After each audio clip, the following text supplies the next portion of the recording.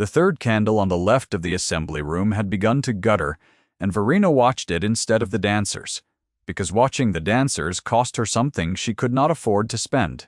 Her fingers stayed on the keys. The cotillion required her to keep the tempo steady through 8 more bars. And she kept it, and at the edge of her sight a tall man in a dark blue coat crossed the doorway with the slow, deliberate care of a person who has learned that a floor is never as level as it looks. He set his cane down without sound. He did not come forward. A woman near the fireplace, all diamonds and certainty, leaned toward her neighbor and said something behind a painted fan, and the neighbor laughed, and the laugh traveled the length of the room the way a draft travels, finding every neck. Verena did not lift her eyes from the keys. She had played in this room for 11 weeks, and she had learned its sounds, and she knew the particular pitch of that laughter. It was the sound a crowd made when it had decided a man was furniture. She finished the figure. She let the last chord sit. In the small silence before the next set, while couples found their places and the master of ceremonies cleared his throat, she allowed herself one glance at the doorway, and the man in the blue coat was looking at the floor, at the precise width of the boards, the way a person reads a thing he intends to cross. He did not dance. Everyone in Imber Wells knew that. It was the first thing they told you about him, before his name, before his title, before the size of his estate, as though the not dancing were the truest fact of his life, and the rest were footnotes. Let me bring you back before that night, to the morning Verena first heard the name spoken aloud. It was the 3rd week of her service, and the rain had not stopped since Sunday. She had come to Imber Wells in the spring, with 1 trunk and a letter of character written by a vicar who had since died, and she had taken the only position a gentlewoman of 27 with no fortune and no family could take without disgrace. She played. She played at the morning assemblies for the dancers who came to take the waters and improve their figures, and she taught the pianoforte to the daughters of men in trade who wished their daughters to seem better born than they were. And in the evenings she played for the subscription balls, and for this she received a sum that did not bear saying aloud. Her father had been the rector of Wenwick, a good living in a green county, and when he died, the living went to another man, and the house went with it, and the small competence she had expected to keep her went to settle his debts, every shilling of it, so that she should not be ashamed of him after he was gone. She had not been ashamed of him, she had only been poor. The woman who ruled the assembly rooms was the Dowager Marchioness of Wildemere, and she ruled them the way a river rules a valley, by being older than everything in it. She held the subscription. She decided who might attend and who might not, who was respectable and who was merely present, and she had decided some weeks before that Verena Loxhill, the rector's daughter who played for hire, was a useful instrument and nothing more. To the rooms she was just the woman at the pianoforte. Lady Wildemere said as much one morning, not unkindly, in the way a person describes a chair. The hired girl plays well enough, she told a visiting cousin, loud enough to carry, and one need not trouble oneself further about her. Verena had heard it. She had kept the tempo steady. The name she heard that rainy morning was Sarson. 2 ladies stood by the window with their cards waiting out the weather, and one of them said the Earl of Sarson had come up from Hartsedge again, alone as ever, and the other said it was a pity. Such a property, such a name, and no wife to grace it, because what woman of sense would marry a man who could not stand up with her at her own wedding ball?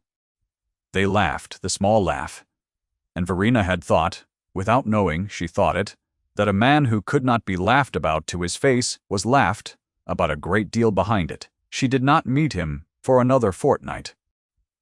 She heard him first. It happened on a Tuesday, in the lending library, on the High Street, where she went on her one free afternoon to read the books she could not buy. She was reaching for a volume on the upper shelf, on the very tips of her worn shoes, and her fingers brushed it and could not take it, and a hand came past her shoulder and lifted it down. The hand was steady. The voice that came with it was low and level, as though it had measured itself before it spoke. "You wanted the Cowper," he said, "not the sermons beside it." She turned. He stood closer than she had expected, with a cane in his other hand and his weight set carefully on his sound leg, and his face was the kind of face the rooms would call Cold, because they had no other word for a man who did not perform his feelings for them. His jaw was set hard, his eyes were the gray of slate after rain, and they were not cold at all when one stood near enough to see them, only watchful, the way a man watches a door he has been hurt coming through. "I did," she said. "Thank you, my lord." He inclined his head. He did not ask how she knew his rank. She supposed everyone knew it. He set the book in her hands, and his glance went, for half a breath, to her shoes, to the place at the heel where the leather had worn through and been mended with thread that did not match, and she felt the heat come up her neck. He looked away at once, not in disgust, in something more like recognition, as though he had seen a thing in her. He carried in himself a damage that the world read wrongly. He bowed. He went out into the rain with that slow, deliberate care, and the bell on the library door rang once, and was still. She stood with the cowper in her hands, and her heart going too fast for the occasion. It was nothing. A book lifted down. A man she would play for and never speak to again. She told herself this, and she did not believe it. And the not believing frightened her more than anything had since the morning she had been told the house at Venick was no longer hers. What she did not yet know was that he had come to the library 4 Tuesdays running, and that he had learned which afternoon was hers, and that he had stood among the sermons longer than any man wants sermons. The season at Imber Wells turned on its assemblies, and the assemblies turned on dancing, and so a man who did not dance occupied a strange and pitied place in them, present and apart, like a clock that no longer kept time, but was kept on the mantel for the sake of the house it had always stood in. Lord Sarson subscribed. He came.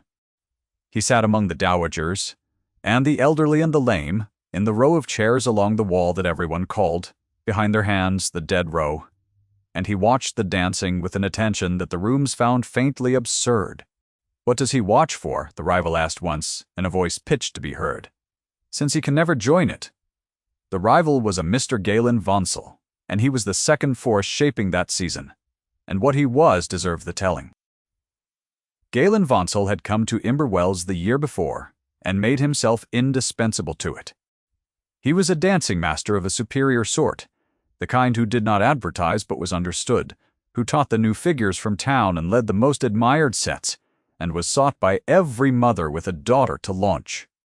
He was handsome, in the way of a portrait that has been touched up. He danced as though the floor had been laid for him alone. He had attached himself to Lady Wildamere's interest because her granddaughter, a soft, frightened girl named Petra, was the season's great prize, and Vonsel intended to have her, the girl, and the settlement both, and Lady Wildamere had half decided to let him. He was not a cruel man in the way a brute is cruel. He was vain, and vanity that has never once been checked becomes a kind of cruelty without ever meaning to. Verena played for his sets more often than for any other, because his were the sets everyone wished to join, and so she came to know his dancing better than anyone in the room, who was not dancing it. She knew where he was strong. She knew, too, the thing no one else seemed to notice, that his strength was display, that he danced for the watchers and not for his partner, that he left the women he led a half-beat behind, and never felt it because he was not listening to them. She thought at her keys that a man who does not listen to his partner is only dancing with himself in front of a crowd. She kept the thought. She kept the tempo. The first time she spoke with Lord Sarson at the assembly, it was because of a draught. The window behind that row of chairs had a broken latch, and the autumn came through it, and one evening she saw him sitting in it without complaint, while the cold poured across his bad leg, and at the interval she rose from the pianoforte and went and closed the shutter herself, since no footman would think to. A hired woman being permitted small, invisible kindnesses no lady could perform without remark. He watched her do it. "You did not need to," he said. "The cold finds the old hurts first," she answered, before she had decided to. My father's knee told him the weather for 20 years. Something moved in his face. It was very small. A man who has armored himself against pity will let in a sentence that is not pity, and she had handed him one without knowing it was the key. He looked at her for a moment, as though revising something he had written down. Your father, he said, was the rector of Winnick. She said, he is dead. I play. I know, said the Earl of Sarson, and there was no cruelty in it, only the plain admission of a man who had asked after her, and was not ashamed to say so. I know who you are, Miss Locksill. She returned to the pianoforte with her hands not quite steady, and she played the next set badly for 4 bars before she mastered it. And across the room Lady Wildamir's painted fan paused, and the dowager's eyes went from the closed shutter to the hired girl to the lame Earl against the wall, and a calculation began behind them that would take some weeks to ripen. He came to her keys. After that, not often, not in any way the rooms could name. He would be near the pianoforte at the interval, leaning on his cane, and he would say a thing about the music, and she would answer. And the conversations were 3 sentences long, and she lived between them like a woman crossing a river on stones. He knew music. He knew it the way a man knows a country he was exiled from. She learned. In pieces across those weeks, the shape of his exile, he had danced. Once. He had been the finest dancer of his year, before the war took him to the peninsula, as a young officer, and a horse fell with him on a road outside a town she could not pronounce and crushed the bone of his leg against a wall.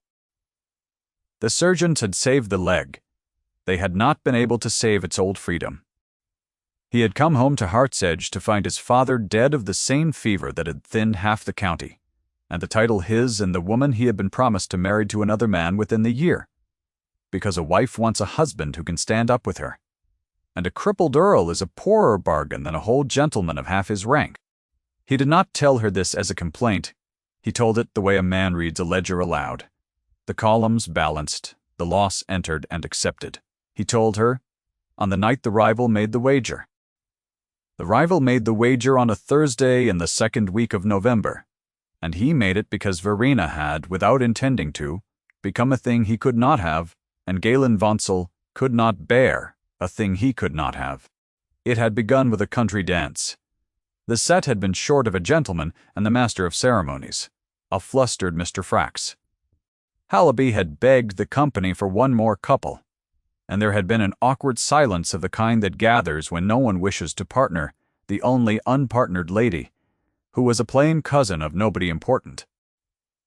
Verena had risen from the pianoforte. She had asked Mr. Juca, Wistus, 6th Ind, Hallaby to take her place at the keys for a single dance, since he could pick out a tune, and she had gone and stood up with the plain cousin's brother to make the numbers even, so that the girl should not be shamed before the room.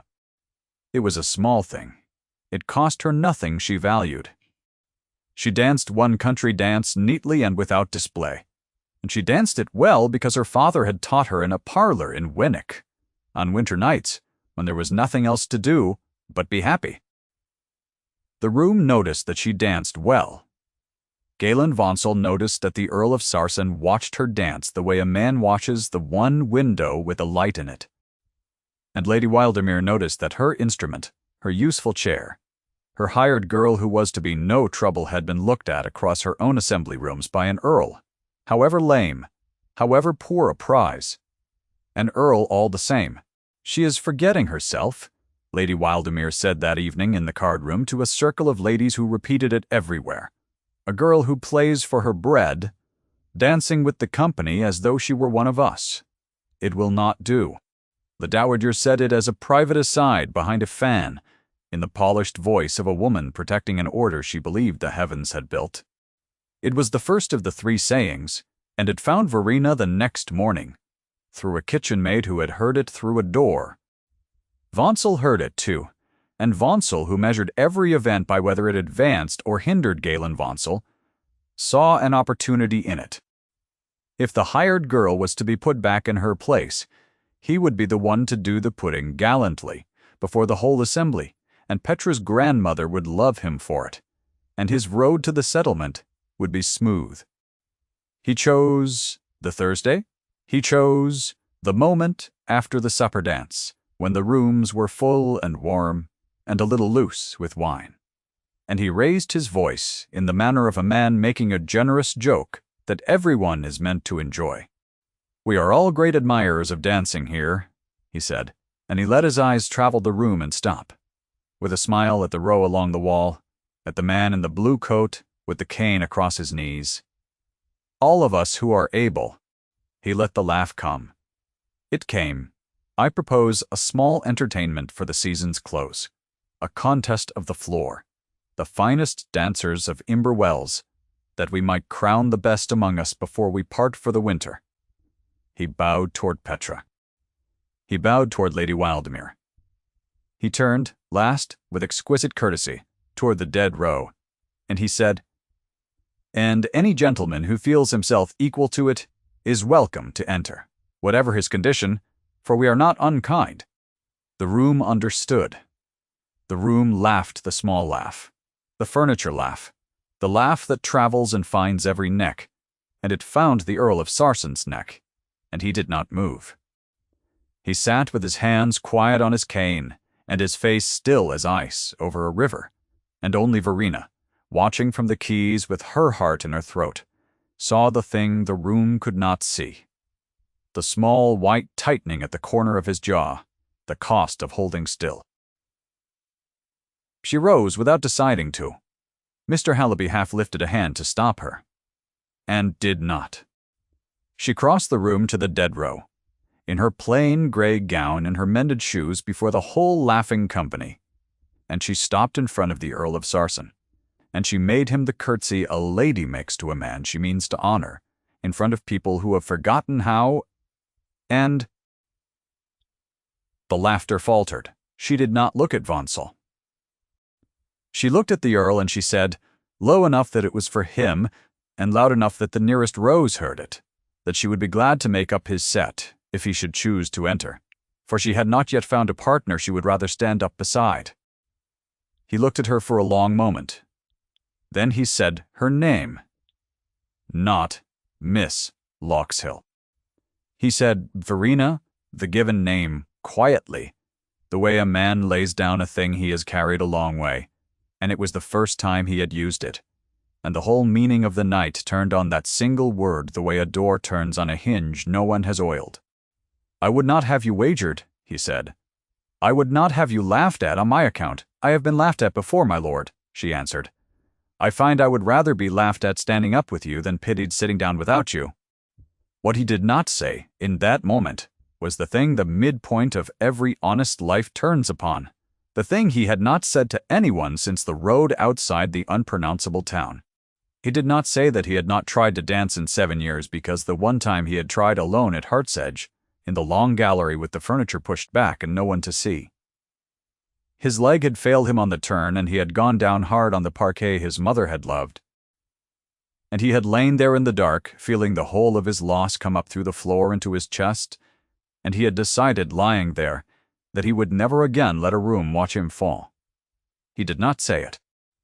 He only looked at the woman in the mended shoes, and something in the set of his face changed, the way ground changes before it gives, and Verena saw it and understood that she had asked him to walk back into the one fire he had sworn never to enter. Stay with her a moment here, in the silence after, where the lovers cannot yet see what you can see, that there are few braver things in this world than a poor woman crossing a laughing room to honor a man the room has buried. The candle still guttered, the wager still stood, the terms were fixed before the company dispersed, because Vonsel would not let the moment cool.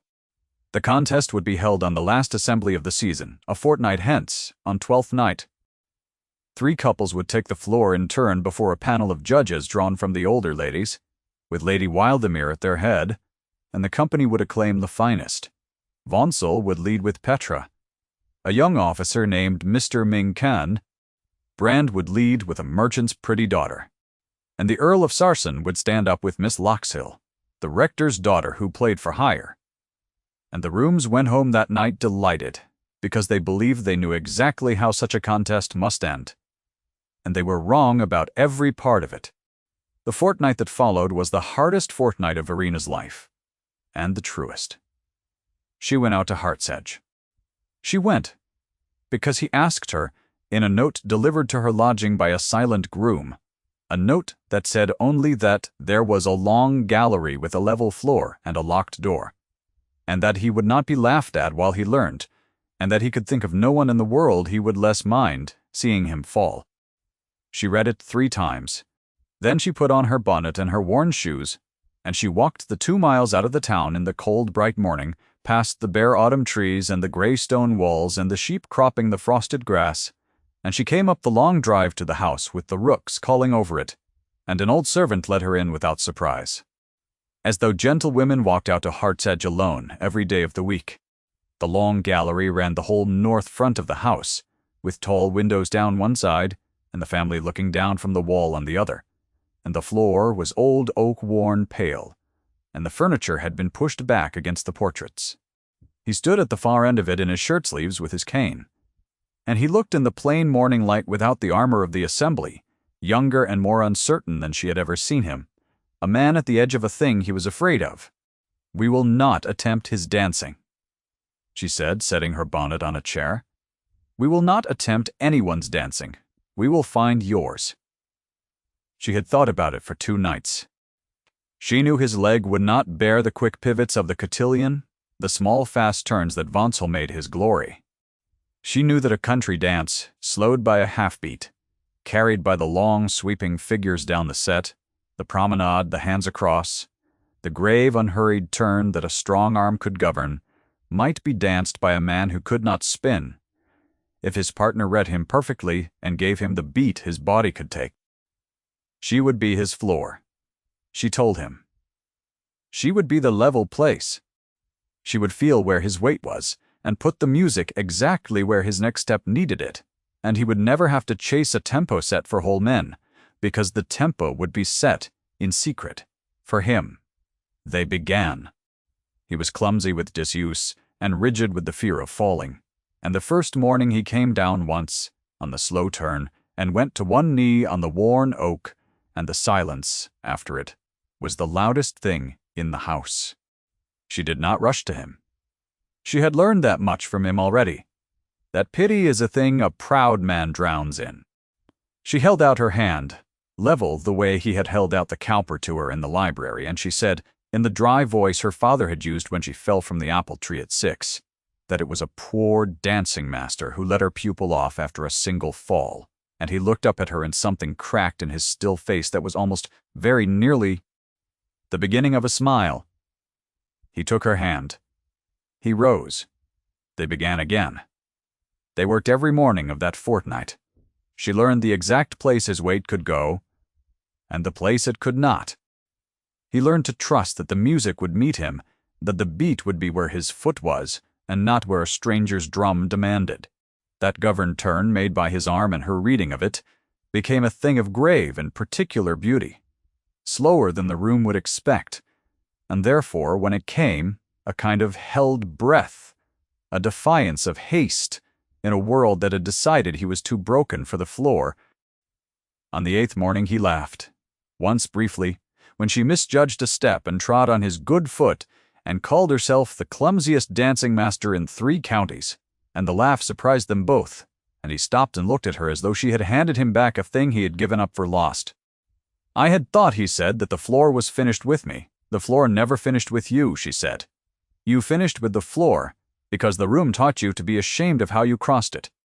The room is wrong about a great many things. It is wrong about my shoes. It is wrong about your leg." She had not meant to say so much.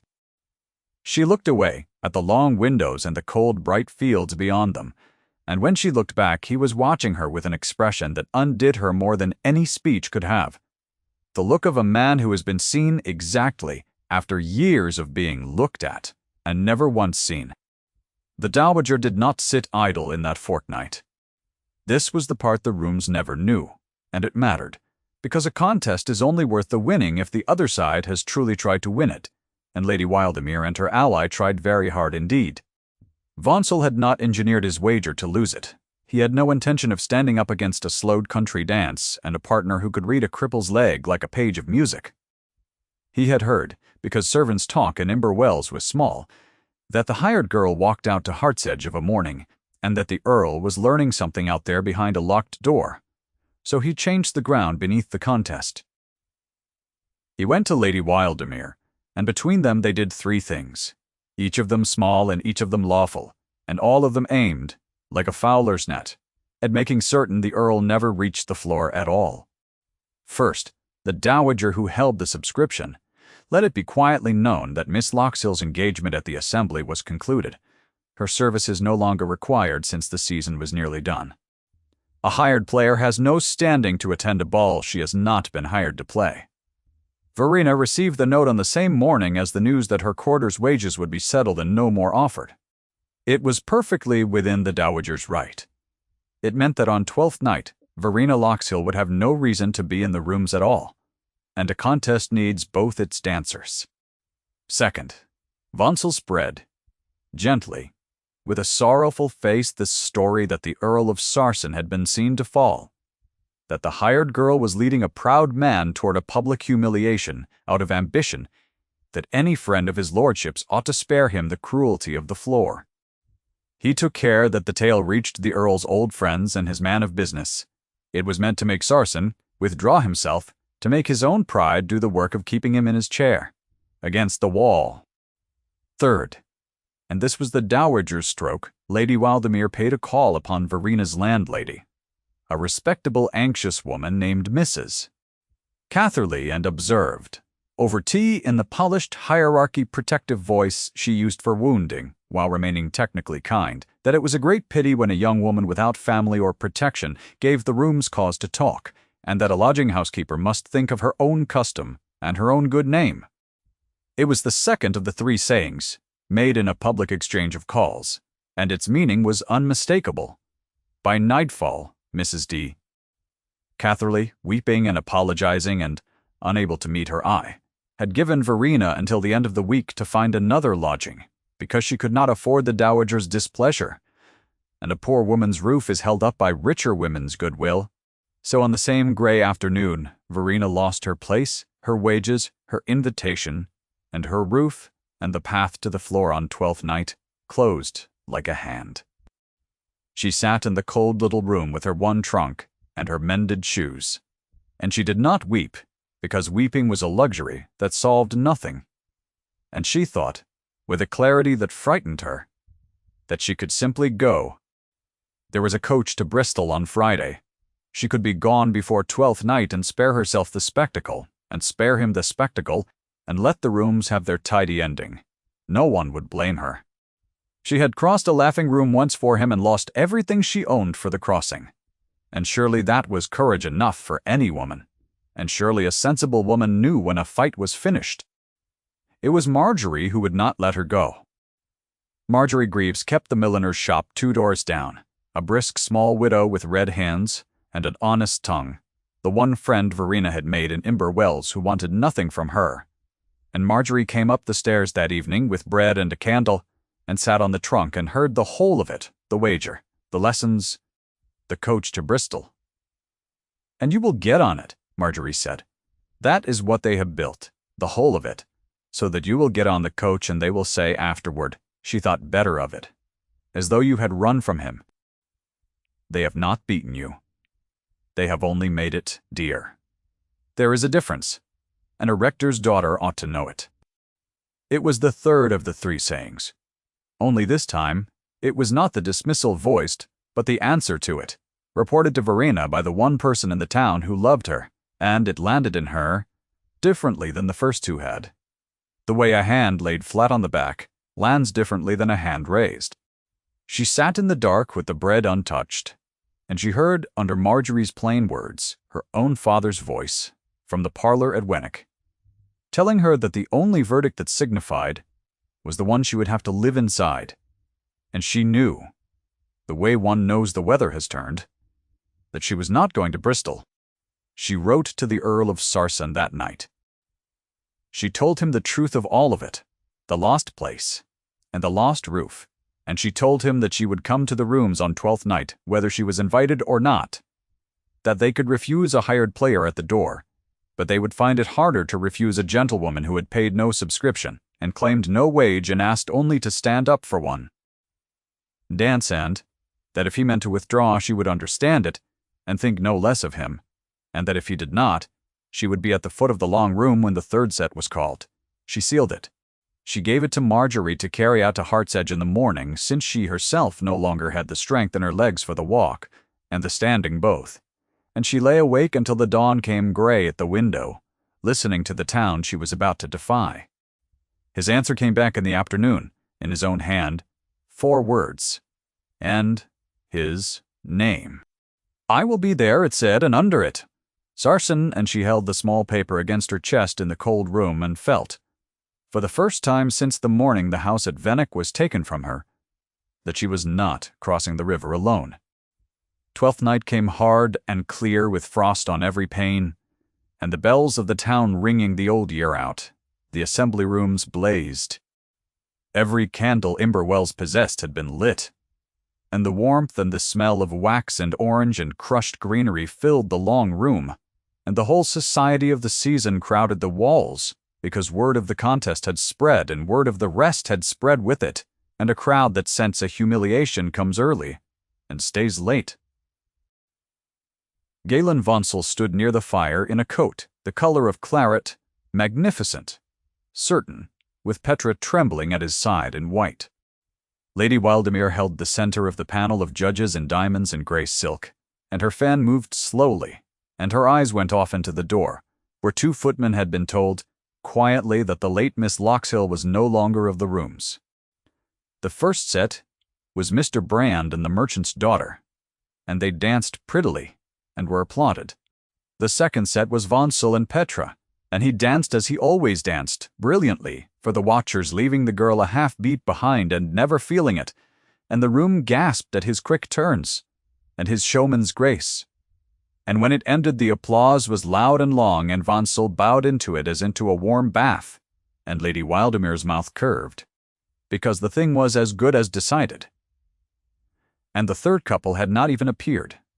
Then the master of ceremonies, poor anxious Mr. B.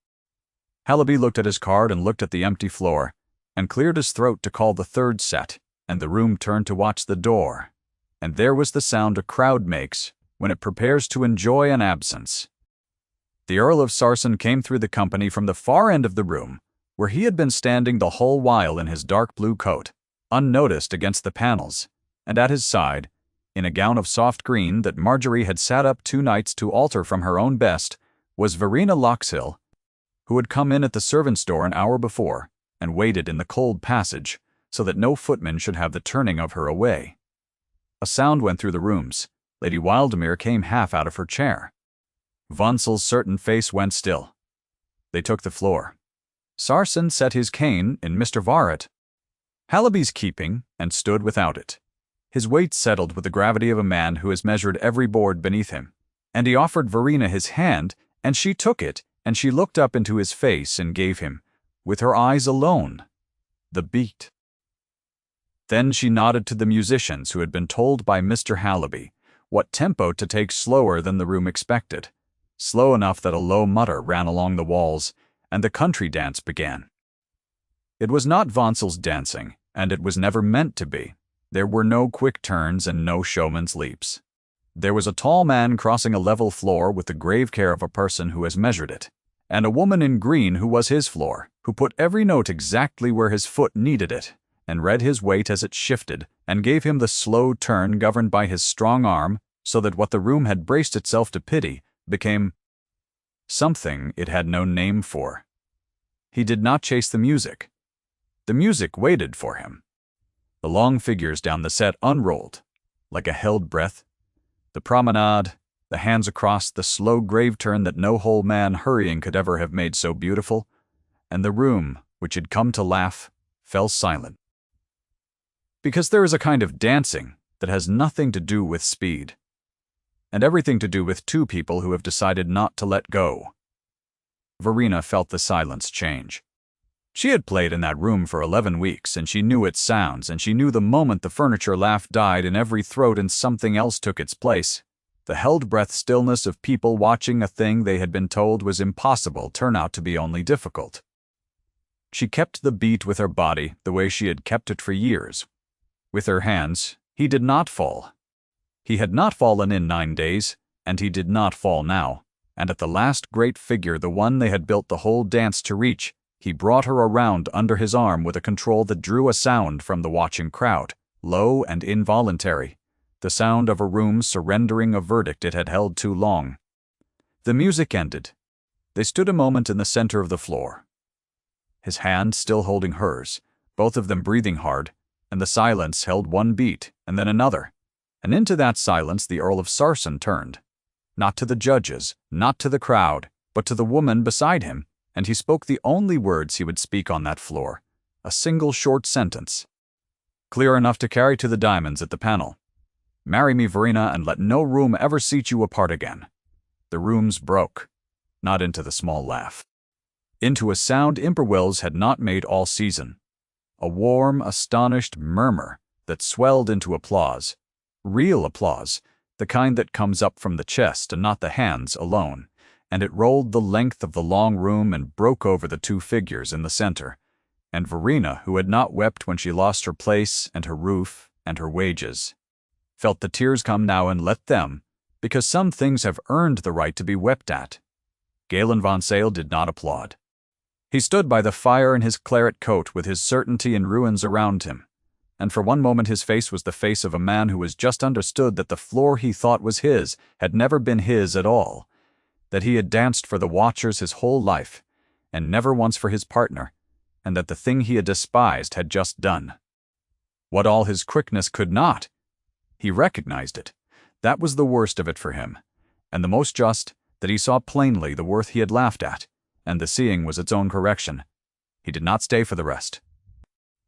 He made his bow to Lady Wildemere stiff and white, and he was gone from Imberwells within the week, and the settlement and the granddaughter went with neither his name nor his memory.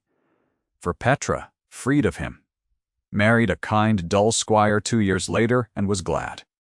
Lady Wildemere sat very still at the center of her panel, while the room acclaimed the couple she had tried to keep apart. She was not a stupid woman, and she was not under the diamonds, and the certainty a cruel one.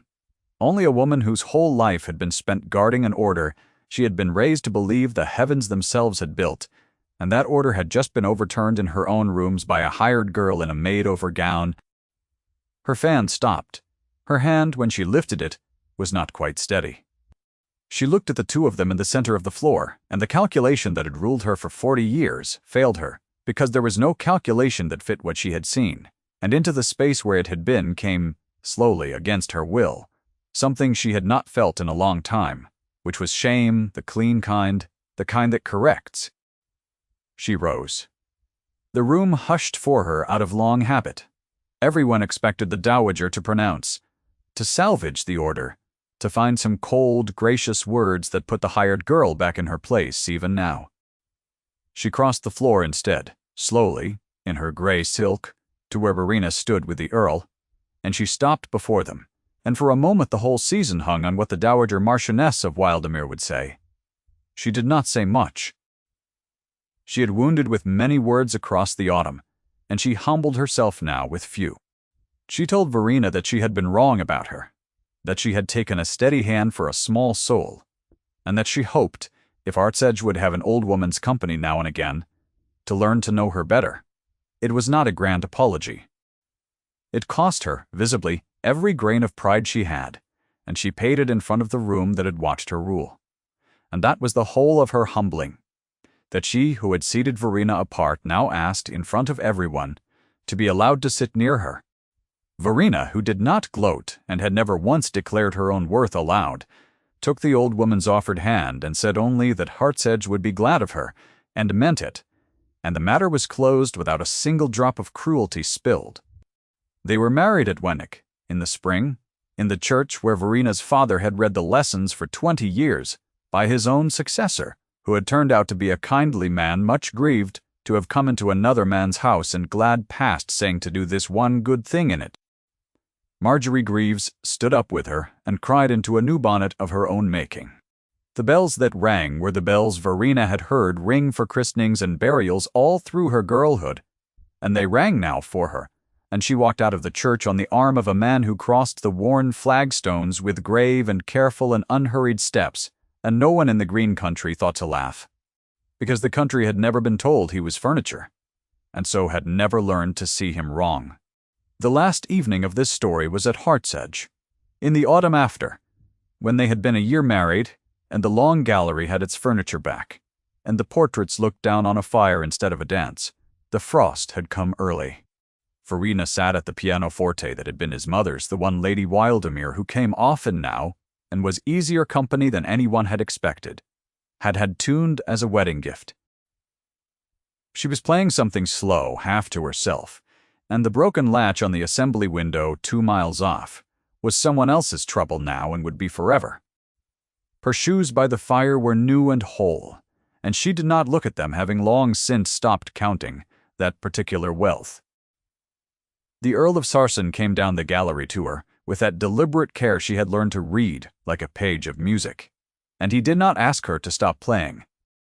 He set his hand on her shoulder where she could feel the steadiness of it, and he listened, and after a while he said very low that he thought he should like to learn the figure again, here, where there was no one to watch and no one to please, and all the time in the world to be unhurried in. She lifted her hands from the keys. She left the phrase unfinished, hanging in the warm air the way a question hangs when both people already know the answer, and she rose and gave him her hand, and they danced, the two of them, slowly in the firelight, down the length of the gallery his mother had loved, with no music but what she hummed and no judges but the painted dead, and no verdict on either of them but the one they had made together and would keep. The fire settled, the frost climbed the dark windows, and out in the cold country the old year turned toward the new, and inside, where it was warm, a man the world had buried, and a woman the world had overlooked, went round and round in the slow turn, in no hurry at all, having all the floor and all the years they would ever need. If their story has stayed with you to the end, sit a moment with it before you go, and carry it gently, the way you would carry any quiet thing the world had nearly thrown away, and someone in time thought to lift down from the high shelf and keep,